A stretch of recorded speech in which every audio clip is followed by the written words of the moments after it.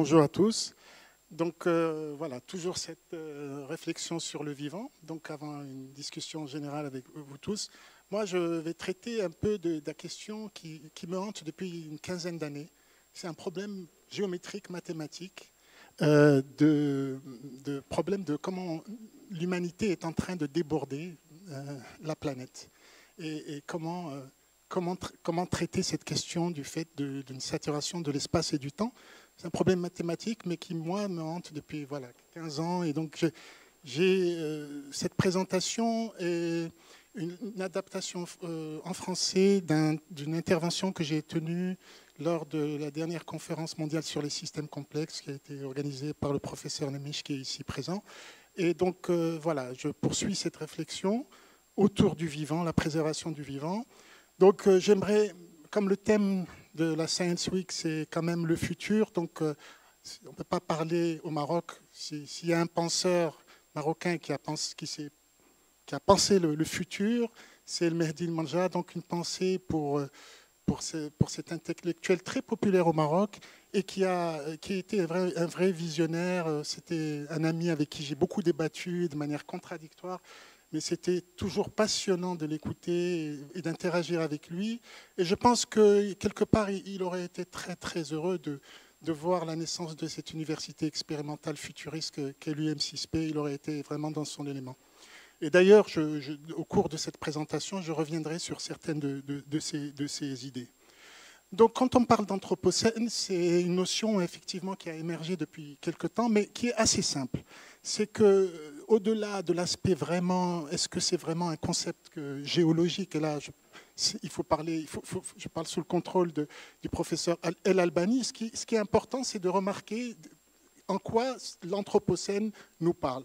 Depuis à peu près 1950, on appelle, au sortir de la Seconde Guerre mondiale, on assiste à une grande accélération qui se traduit par une augmentation exponentielle des activités humaines et de l'impact sur l'environnement. Donc une croissance de population, industrie, de consommation d'énergie, l'urbanisation débordante, les développements technologiques. Donc depuis 1950, c'est ça qui apparaît, c'est cette croissance des activités et qui impacte la biosphère. L'humanité devient une force géophysique capable d'influencer le climat, de déréguler. Alors, quand on voit cette grande accélération ou cet anthropocène, si on voit l'évolution de la population humaine, regardez, entre moins 10 000 ans, l'humanité comptait 4 millions d'individus. Il a fallu 5 000 ans pour passer à 5 millions. Au début des années 1800, début 19e, il y avait 1 milliard d'individus. 1950, 2,5 millions. Aujourd'hui, on est à plus de 8 millions. Donc, vous voyez cette croissance démographique, milliard, pardon, excusez-moi, est vraiment spectaculaire. Et donc, voilà, depuis 1950, on voit vraiment cette courbe s'accélérer. C'est ça qu'on appelle l'anthropocène. Et donc, le calendrier géologique... Alors, est-ce que c'est vraiment l'anthropocène, un concept géologique? Le professeur Albani l'a évoqué, c'est encore en débat. Mais en tout cas, ce qu'on retrouve au niveau géologique, c'est que la géologie, c'est des milliards d'années. Hein, c'est un calendrier, voilà, les âges se comptent en millions d'années. Et regardez la très très fine couche qui apparaît tout en haut du calendrier. Elle date de 75 ans et cette fine couche influe sur maintenant la géophysique et la biologie de la Terre. Donc le système planétaire est un système complexe, autorégulateur, caractérisé par des multiples interactions. Et aujourd'hui, l'anthropocène signifie que l'humain, aujourd'hui, pressurise la planète et du fait d'une interdépendance croissante, crée une menace sur certaines limites planétaires. Alors moi, on travaille sur les systèmes complexes. La complexité existe de tout temps, dans la nature, dans le vivant. Voilà. Donc j'aime bien ce schéma parce qu'on a des systèmes naturels où il y a de la complexité. Donc le corps humain, le climat, le comportement, le vol spectaculaire des oiseaux parfaitement coordonnés ou les bancs de poissons, voilà, des phénomènes d'émergence. Ça, c'est de la complexité qui a toujours existé. Mais ce qui est spectaculaire, Pourquoi on parle aujourd'hui, on dit que le monde est de plus en plus complexe? Parce qu'il est de plus en plus interdépendant et du fait qu'il y a une croissance des artefacts humains. Donc, ce qu'on voit, cette grande accélération, cette augmentation des activités humaines, ces activités humaines sont hautement connectées, interdépendantes, et c'est une complexité encore plus importante. Et ce qui est problématique, c'est qu'aujourd'hui, ces artefacts influent sur la complexité naturelle du vivant, voilà, au point qu'elle menace le climat et elle menace même la santé des individus, puisqu'aujourd'hui, la manière dont nous nous alimentons, la manière dont nous consommons de l'information perturbe notre santé psychique ou physique. Voilà. Donc, il y a aussi ce concept de la variété requise, ou bien cette idée du cybernéticien Al-Ashby qui dit que seule la complexité absorbe la complexité, ou bien seule la complexité détruit la complexité. Et on est un peu dans ce cas de figure. Alors, complexité et complication, c'est deux choses différentes. Le cerveau humain, c'est l'objet le plus complexe sur Terre. Le climat, c'est aussi un système complexe. Un avion, une montre suisse, ce sont des objets compliqués. La complication se traite par la science classique, la science réductionniste, déterministe, prédictive. Les systèmes complexes ne peuvent pas se traiter selon ce schéma et requièrent d'autres manières d'appréhender disons, les interactions entre tout et partie. Et en fait, la science classique, elle postule l'existence d'une sorte d'approche transcendantale du savoir. On commence à se connaître à partir d'une certaine hauteur, et puis on commence à descendre progressivement de plus en plus en s'enfonçant dans la réalité jusqu'à atteindre les parties élémentaires. Mais la complexité, comme vous le voyez, elle procède différemment. C'est une sorte de physique de l'immanence, c'est-à-dire que vous avez, elle part d'un socle géologique, d'un arrière-plan biologique, d'une soupe chimique, et on voit l'évolution empirique d'entités rudimentaires qui s'agrègent en phénomènes caractérisés par une pure immanence. Et donc, voilà, c'est des projections réticulaires, des schémas de croissance rhizomatiques, des comportements collectifs, chacun plus riche que le précédent.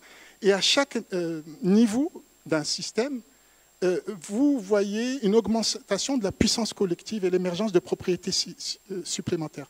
Donc, ce qu'il faut retenir là, c'est que avec la complexité, c'est la relation toute aux parties qui change radicalement par rapport à l'approche classique. Voilà. Donc, un des thèmes, une des formules, c'est que le tout est plus que la somme des parties, ou moins, parce que ça peut être des interférences constructives ou destructives. Et donc, voilà, ces approches et l'anthropocène, c'est une complexité qui menace le vivant. Alors, je proposerai une définition minimaliste de la complexité pour dire qu'on peut considérer un phénomène complexe quand il est caractérisé par les propriétés de non-linéarité, c'est-à-dire que les causes et les effets ne sont pas proportionnels. L'émergence, lorsque le tout est supérieur à la somme de ses parties, ou même inférieur. Et l'évolution, c'est-à-dire le rôle constructif du temps. On passe d'une approche un peu de ontologie plutôt que de l'être, du devenir. Donc ça, c'est un point important. Je vous ai dit que je suis un peu obsédé depuis une quinzaine d'années par une question de géométrie, comment remplir l'espace et le temps qui est le nôtre. C'est intéressant de vous revenir à l'histoire un peu des mathématiques, de la géométrie. Pendant plus de 15 siècles ou plus, on a pensé qu'il n'y avait qu'une seule géométrie, c'était la géométrie euclidienne, voilà, qui date du 4e siècle avant Jésus-Christ. Et ce n'est qu'au 19e siècle qu'on voit que certaines géométries qui apparaissaient comme des sortes de géométries maladives, voilà, qui donnaient mal à la tête à ceux qui les ont découvertes, ne respectaient pas les axiomes et postulats de la géométrie euclidienne. Et finalement, on a découvert que ces géométries ont révélé des rapports au concept d'espace et de temps et qui ont été à l'origine de découvertes très importantes, notamment Einstein s'est appuyé sur ces géométries non euclidiennes, hyperboliques, sphériques, pour proposer sa théorie de la relativité générale.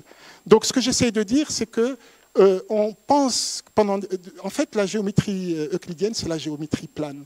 Et là, nous avons voilà, c'est du convexe, c'est du rugueux, c'est du... Alors le rugueux, le brisé, on découvre aussi à la fin du 19e siècle les premiers bribes de ce qu'on appelle la géométrie fractale, donc à partir de quelques patterns qu'on peut reproduire très simplement à base d'itérations très simples d'un seul motif, et vous arrivez à ces objets qui étaient perçus à l'époque comme des sortes de monstruosités. Mais ces objets, finalement, ont donné naissance à la géométrie fractale qui joue un rôle très important, qui a été développé aussi grâce à l'essor de l'informatique, d'ordinateurs, et qui est étroitement associé à la complexité, à la théorie du chaos. Tout ça pour dire que le monde n'est pas plat et que nous sommes éminemment non euclidiens, non linéaires. Et que penser en termes de complexité peut nous aider à trouver peut-être une expression géométrique et une exploration combinatoire de l'existence humaine au sein d'une biosphère qui est aussi perturbée.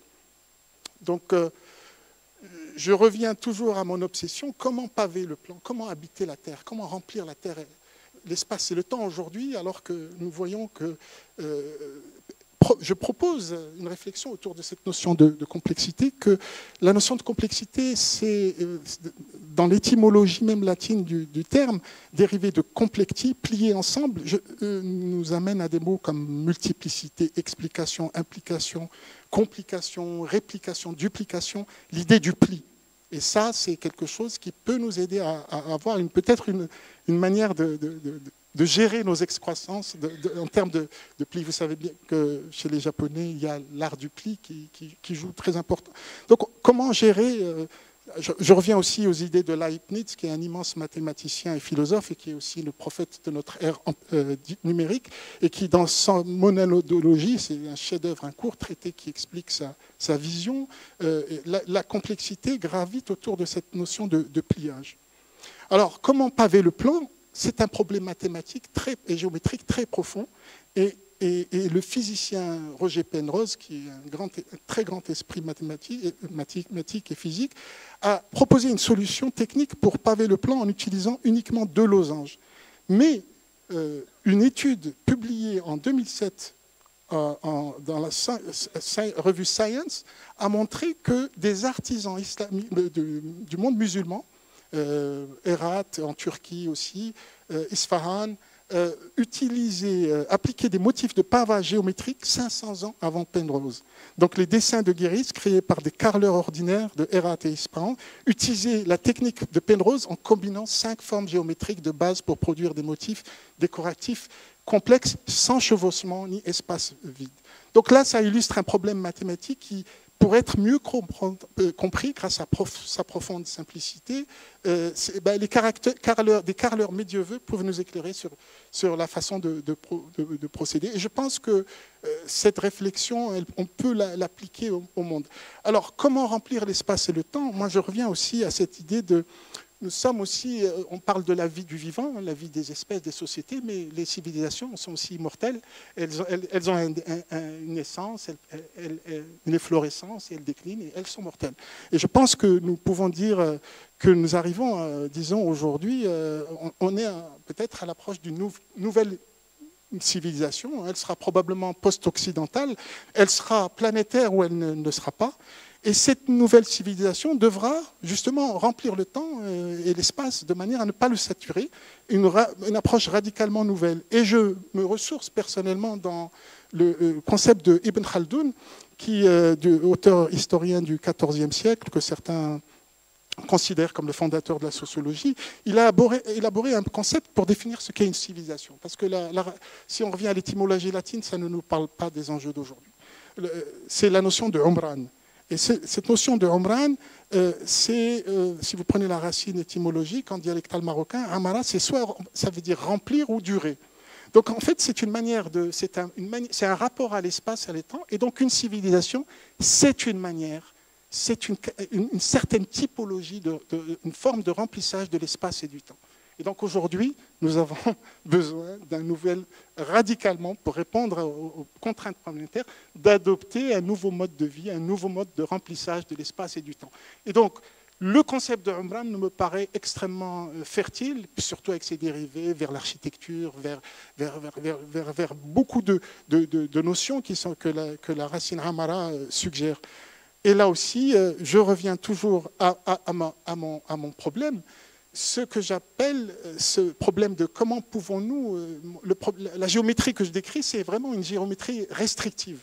Comment faire mieux avec moins et nettement moins. Donc voilà, comment gérer ces excroissances. Donc c'est un peu le sujet. Alors, il se trouve que je suis parti d'un rapport très important qui date des années, la fin des années 60. À la fin des années 60, sous la direction d'un industriel et économiste italien, Aurelio Pecci, un groupe de penseurs a été réuni sous le nom d'un collège invisible qui s'est appelé le Club de Rome. Et il a demandé à des penseurs de travailler à la simulation pour voir les dangers qui pèsent sur l'humanité. Et donc, il a commandité un rapport d'une équipe du MIT qui ont traité du système planétaire comme un système complexe. Et ils se sont appuyés sur une méthodologie pour comprendre le comportement dynamique de systèmes complexes, la fameuse System Dynamics. Et donc en simulant et en modélisant de manière informatique le comportement du système planétaire à travers 5 facteurs qui sont ici mentionnés: augmentation de la population, de la production agricole, l'épuisement des ressources non renouvelables, la pollution industrielle et la génération de la pollution, ils se sont rendus compte qu'on ne pourrait pas continuer. Déjà, ils ont lancé une sonnette d'alarme déjà en 1972 sur le fait que la consommation, la croissance économique ne peut pas se poursuivre indéfiniment. Il faut adopter d'autres formes d'économie, de rapport au monde, de rapport de production. Évidemment, ce qui s'est passé, n'a pas été. Nous avons aujourd'hui renoncé à tout espoir. Ils ambitionnaient de maintenir un équilibre global du système Terre, de la planète, en tant que système complexe. Et donc aujourd'hui, nous avons perturbé le climat, les émissions de dioxyde de carbone d'origine humaine et d'autres gaz à effet de serre, la combustion les combustibles fossiles et les activités industrielles représentent près de 90% et la déforestation 10% des émissions qui menacent, qui perturbent le changement climatique. Si vous ajoutez à ces émissions l'empreinte des populations humaines, les élevages des milliards de ruminants, on obtient une vision concrète de ce que signifie la saturation de l'espace et du temps. Alors, l'humain peut perturber le climat, l'Anthropocène le montre, mais on ne peut pas le réguler. Voilà, c'est ça aussi. Donc, alors, les limites de la croissance ont été dépassées, mais aujourd'hui, c'est ça, c'est qu'on est arrivé à une complexité de la complexité. C'est une sorte de transformation topologique, c'est que les limites de la croissance aujourd'hui sont dépassées par une autre forme inattendue de croissance non linéaire, c'est celle de l'explosion des limites de la biosphère qui sont transgressées du fait des activités humaines. En ce qui concerne l'impact et la responsabilité de l'humanité dans cette croissance, son coefficient de certitude est corrélé à la multiplication, à la transgression d'un certain nombre de limites fondamentales. Donc, selon un rapport publié en septembre 2025 par l'Institut Potsdam de recherche, la grande accélération qui a débuté dans les années 50 a déjà dépassé 6 des 9 limites planétaires fondamentales. Ces limites fondamentales sont scientifiquement définies et correspondent à des limites établies dans lesquelles l'humanité peut opérer en toute sécurité en maintenant la stabilité environnementale, la résilience et les fonctions de soutien à la vie de la Terre. Un autre rapport scientifique, publié un mois plus tard, a été abondamment commenté par des institutions internationales telles que l'Organisation météorologique mondiale. Tout ça, c'est des rapports qui sont cités même par le World Economic Forum, qui est l'enceinte qui sacralise la croissance économique. Donc, c'est vraiment de la vraie et rigoureuse science. Donc, selon cet autre rapport, selon un certain nombre d'indicateurs qu'on a appelés des signes vitaux planétaires, puisqu'il est question de vie, et qui incluent les niveaux de chaleur océanique, l'épaisseur des glaciers, la production de viande par habitant, les subventions aux combustibles fossiles. Et bien, selon ces dernières mesures, 25 des 35 signes vitaux ont déjà atteint des records extrêmes, tantôt élevés, tantôt bas. Et environ 28 boucles de rétroaction renforcent le réchauffement climatique, tandis que la consommation de combustibles fossiles demeure 14 fois supérieure à celle de l'énergie solaire et éolienne. Donc voilà la situation dans laquelle nous nous trouvons. Et même si on invoque les approches systémiques, la pensée complexe, visiblement, ces approches n'ont pas changé l'état d'esprit des dirigeants, des décideurs, des économistes, des industriels. Après 6 rapports d'évaluation du groupe d'experts intergouvernemental sur l'évolution du climat des Nations Unies, 28 COP, des centaines de rapports et des milliers d'articles scientifiques, rien n'a vraiment changé. Donc nous sommes aujourd'hui dans une sorte de paysage catastrophique, et vraiment le changement de mode de vie, changement civilisationnel, est une question de survie. Le problème, ce n'est pas que les citoyens, les gens ordinaires, ignorent cet état d'urgence. Au contraire, ils connaissent, ils voient, ils ressentent physiquement les manifestations de la dérégulation climatique de Valence à Los Angeles. Mais chacun ressent ce désordre, et pourtant, personne n'y croit. Voilà, personne n'y croit. Il y a une croyance aujourd'hui quasi religieuse en un fondamentalisme du marché, en la croissance économique, en le consumérisme de masse et les principes du laisser-faire qui prévaut dans toutes nos sociétés qui sont devenues des sociétés extrêmement matérialistes. Donc cet impact de l'omniprésence ou cet impact invasif de l'humanité sur la Terre, sous le terme d'anthropocène, n'a pas de solution technologique. Donc il faut aussi dire il faut annoncer la mauvaise nouvelle. Et il faut le dire aussi ici à l'UIMT. Il n'y a pas de solution technologique à ce problème. Et bien que certains pensent ou croient, encore une fois, au sens religieux, que la science peut nous sauver ou que la technologie pourra remédier, ben ça, cette notion de solutionnisme technologique, c'est un biais heuristique, c'est un biais mental, c'est une forme de pensée magique aujourd'hui qui prévaut. Donc un anthropologue peut voir ça, peut voir que dans cette adoration de la technologie, on a vraiment un rapport assez simpliste, voilà. Mais il n'y a pas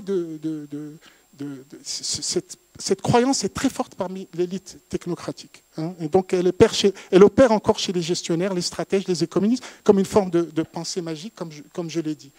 Si on prend même cette image qui illustre la Science Week, on peut l'analyser. Voilà, on voit vraiment que la technologie est perçue comme une nouvelle forme de mythologie, qui a une sorte de fétichisme de la technologie ou de technolatrie.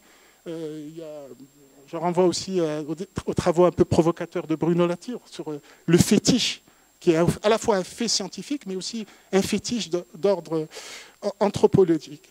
Arrivant à la fin d'une crise, là je partage avec vous un peu mes premières recherches, interrogations sur des notions.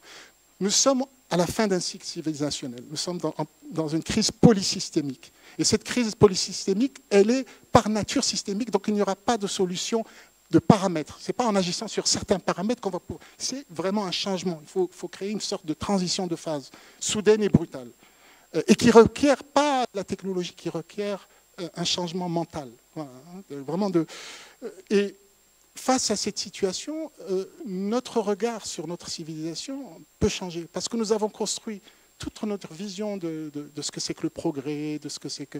à partir de nos propres succès. Mais arrivé au bout de cette cycle civilisationnel, je suis très influencé par certaines lectures aujourd'hui, comme ce livre de James C. Scott, Against the Grain, qui montre que, par exemple, on voit toujours l'apparition des premiers États comme une forme de progrès. Mais on commence à voir des visions, comment je dirais, rétrospectives, qui remettent en question certains de nos présupposés sur le progrès moral, humain de la société.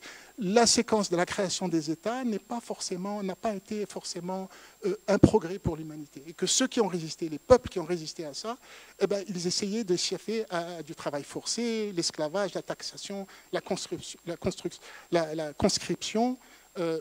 Et donc, voilà, même l'invention de l'écriture, pour nous, ça a un statut presque spirituel, mythique, etc., de progrès. Ben, l'écriture a été inventée pour servir l'État pour des questions de stock de grains, de contrôle des humains, de travail forcé, etc. Et aujourd'hui, en quoi finalement avons-nous avancé avec le codage, l'intelligence artificielle? C'est toujours dans la gestion des données, des stocks et des masses humaines qui sont aussi, il faut le dire aujourd'hui, c'est très facile de le voir, du bétail cognitif. On nous traite aussi beaucoup comme les données que nous produisons sont accaparées par quelques géants. Et donc, je trouve intéressant d'avoir cette vision sur l'histoire ancienne et de remettre en cause certains de nos présupposés sur le fait que... Parce que, si vous voulez, évidemment, avant que l'écriture soit associée à la littérature, à la mythologie, à des îles, etc., il y a eu un long laps de temps. Ce n'est que dans une seconde phase. Hein, l'épopée de Gilgamesh arrive bien plus tard, bien après l'utilisation de l'écriture à des fins de contrôle, de coercition, etc., d'inventaire. Et nous sommes toujours dans cette idée, cette science du contrôle, de la manipulation, de l'inventaire des stocks, etc. Pareillement, je veux être un peu provocateur aussi, nous tendons à voir un progrès sur l'approche transcendante. Hein, et en fait, cette notion aussi est à remettre en question parce que la transcendance, telle qu'elle a été perçue surtout dans le monde occidental, sépare le sacré du profane, le spirituel du matériel, tandis que l'essentiel des peuples vivent dans l'immanence, dans une foi immanence, c'est-à-dire que pour eux, le divin, l'humain, les ancêtres, les esprits, tout ça est lié et tout ça participe du vivant à tout instant. Et nous avons perdu ça. Donc, vous voyez, à la fin d'un cycle civilisation, nous pouvons nous permettre de critiquer. Et je vous lance un défi. On parle de tolérance religieuse, mais finalement, ce sont les peuples animistes, c'est les peuples non monothéistes qui sont finalement qui gèrent la complexité, qui gèrent la diversité, et qui sont les moins violents, les plus tolérants de l'autre et du rapport. Donc ça amène à la fin de ce cycle civilisationnel à réfléchir sur toutes ces questions. Nous avons un exposé sur les territoires de vie. Là aussi, si vous voyez le mode de la civilisation, appelons le capitalisme, Occident, on peut l'appeler la révolution industrielle, il y a plusieurs noms, hein, la modernité. Aujourd'hui, nous sommes à la phase tardive de la modernité. Mais si on doit voir cette séquence depuis 5 siècles, du point de vue de la majorité des peuples, hein, des communautés locales et traditionnelles, vous avez des rapports qui reviennent ils sont capables de résumer ces 5 siècles à travers ces 3 notions. L'extermination, l'esclavage, la mise sous servage, la colonisation et l'extractivisme. Et je maintiens, nous sommes toujours dans l'asservissement. Nous pensions utiliser la technologie pour nous libérer, mais nous sommes nous-mêmes asservis par la technologie. On parlait de la colonisation. On ne voyait pas la colonisation simplement d'autres cultures, mais l'aspect invasif. Hein. Et regardez aujourd'hui comme nous sommes dépendants de nos machines et comment nos esprits sont colonisés par ces nouveaux outils du téléphone, etc. Et puis l'extractivisme, l'idée qu'il faut toujours aller puiser au plus profond. Moi, je vais vous donner un exemple au Maroc. Nous avons Marrakech et la région du Maroc, et le monde, même la région de l'Andalousie, était connue pour la gestion de l'eau en surface, hein, les canaux. Aujourd'hui, le moindre paysan de la région de Marrakech prend des panneaux solaires et creuse. On est en train d'épuiser la nappe phréatique. Nous avons une crise hydrique, sachant que depuis une quinzaine d'années, 80% de l'eau que nous consommons va pour produire des produits d'exportation. Nous vendons l'eau dont nous manquons, des fraises, des pastèques, des tomates. Voyez, donc alors que nous avions un système communautaire de gestion de l'eau extrêmement sophistiqué et que nous avons laissé partir. Donc, je me permets aussi de dire qu'il n'y a pas que des limites psychologiques, mais il y a aussi des limites physiques, mais nous avons franchi des limites psychologiques. Les sociétés, les individus sont devenus insensibles au recul de la démocratie, à la montée de l'autoritarisme, des extrêmes, à la crise de la gouvernance mondiale. Regardez aujourd'hui les Nations Unies comme ils sont incapables de pouvoir réguler les problèmes du monde. Le rejet de l'autre, la bouc émissarisation du migrant, la solidarité négative dont parlait Hannah Arendt, le fait que l'on tolère l'injustice sociale ou l'inégalité, que que l'on se satisfasse de systèmes oligarchiques où quelques géants du numérique détiennent absolument tout, ne payant pas d'impôts, s'appropriant les big data, les données que nous produisons. La moitié de la richesse du monde est aux mains de 1% de la population. Mais regardez comment nous avons été aussi, nous avons été capables de supporter aussi en direct une destruction. Gaza.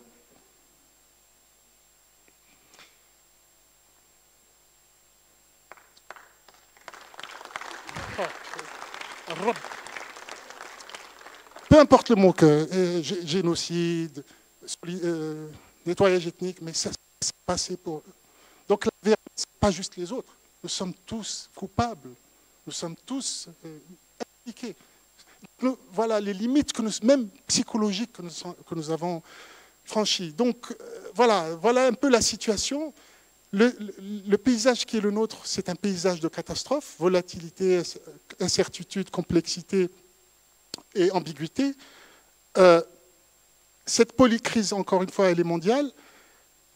Je voudrais revenir sur cette idée de la complexité où le plus est différent, more is different. C'est pour montrer qu'à partir d'un certain seuil quantitatif, il y a quelque chose de qualitatif qui peut émerger. Et donc c'est une idée qui peut aussi qui peut parer à la crise actuelle de perception et de description. Et je voudrais revenir à ce propos, à ce que disait Manjra face à cette fin de cycle civilisationnel ou une compréhension particulière de la matière et de la vie, que les normes et valeurs qui y sont associées ont pavé chaque mètre carré de la surface de la Terre. La civilisation occidentale est en train de mourir, mais elle a rempli chaque centimètre carré de la surface. Donc elle meurt de monotonie. Hein. Voilà, nous sommes... Et donc, il voyait comment on pourrait, dans un monde post-occidental, multipolaire, établir une nouvelle relation avec le savoir qui devrait inclure différentes visions du monde. Et donc, il a écrit un article qui, je pense, peut être le programme aussi pour même éclairer la Science Week. C'est-à-dire, il proposait un avenir où il y aurait une fusion des sciences et des cultures. Et donc, il s'agissait moins de projeter que de réfléchir aux possibles dissolutions des problèmes du XXIe siècle qui nécessitent, je le cite, une rupture géopolitique avec le passé et le rôle de la diversité culturelle dans un monde pluraliste où la survie exige l'élimination de toute forme d'hégémonie. Mehdi Manjra a été membre du Club de Rome. Il était ancien président de la Fédération mondiale des études du futur et de Futurible international. Et il estimait que la modernisation ne devait pas signifier l'occidentalisme. Et il a beaucoup travaillé sur le Japon. Il a vécu au Japon parce que pour lui, le Japon était un exemple inspirant de cette distinction. Et donc, plutôt que de subir à nouveau une perspective hégémonique et transcendantale du savoir, comme celle identifiée dans l'article « More is different », de Anderson, la fusion des sciences et des cultures pourrait nous offrir une vision positive. Et c'est sans surprise que Mehdi El Manjra fut aussi le co-auteur d'un très important rapport du club, marquant du Club de Rome, pas de limite à la connaissance, à l'apprentissage, No Limits to Learning, qui a été publié 8 ans après le rapport Les limites à la croissance. Et dans ce livre, Mehdi El Manjra aborde le défi croissant de la complexité en se concentrant sur la manière de combler le fossé humain et de dévoiler des potentialités plutôt que de simplement souligner les contraintes physiques à la croissance économique. La notion d'apprenant tout au long de la vie trouve son origine dans ce rapport fondateur qui met l'accent sur l'importance d'un projet éducatif. Donc lui, il anticipait sur une sorte il définissait l'anticipation comme une forme de solidarité dans le temps et une participation aussi de solidarité dans l'espace. Et donc, je voudrais reprendre ça et de dire, je formule le vœu que nous puissions, principalement dans cette université expérimentale de l'UM6P, que nous puissions bâtir ces arcs de solidarité et que nous puissions apprendre à habiter le monde différemment et à créer une citoyenneté planétaire. Merci à vous.